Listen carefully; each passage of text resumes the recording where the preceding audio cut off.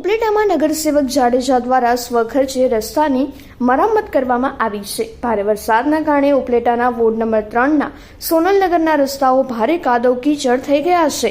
Ward number 3ના સોનલનગરના લોકોએ આ વિસ્તારના નગરસેવક જાડેજાનો સંપર્ક કરી આ ગંદકી દૂર કરવાની રજૂઆત કરી હતી, જેના પગલે સેવાભાવી હરપાલસિંહ જાડેજા, સ્કૂલ બોર્ડના વાઇસ ચેરમેન ચંદ્રપાલ જાડેજાએ રોડ પર વધુ કાદવ કીચડ હતો ત્યાં 5 જેટલા ડમ્પરોનું સિલિકોન કાંકરી નાખી ખર્ચે રિપેરિંગ કરાવી આપ્યો હતો। કાદવ કીચડ દૂર થતા લતાવાસીઓએ નગરસેવકનો આભાર વ્યક્ત કર્યો હતો।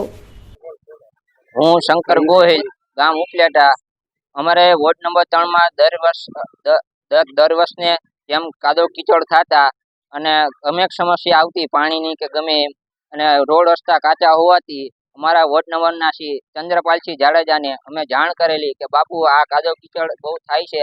બાપુએ યુદ્ધના ધોરણે કાંકરી નાખીને અને રોડ રસ્તા સાજા કર્યા છે અને દર વર્ષે અમારા પાણીનો અવનવો પ્રશ્ન બને છે। ગમે ત્યાંથી પાણી આવી જાય છે, પાણી કોઈ વારા પરથી કોઈ પાણી અમને કંઈ દેતા નથી, એટલે અમે બાપુને જાણ કરી। બાપુ રાતને દિવસે અમને ફોનના માધ્યમથી અથવા તાત્કાલિક આવીને અમને જાણ કરે છે। બાપુ કોઈ લોકડાઉન હોય કે ગમે કઈ પરેશાની હોય અમે બાપુને એક ફોન કરીએ છીએ, બાપુ આવી જાય છે। હું સોનલનગરની રહેવાસી છું, શોભનાબેન પ્રસાદ, અને હરપાલસિંહ જાડેજા અને ચંદ્રસિંહ જાડેજા।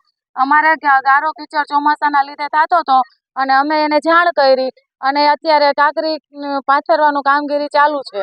અમે હરપાલ બાપુસિંહને જાણ કરીને ગાળો કીચડ થતો તો એના લીધે અમને કાંકરી પાથરી દીધી અને એના લીધે અત્યારે કામગીરી ચાલુ જ છે। અમારો પ્રશ્ન બધો સોલ્વ થઈ ગયો।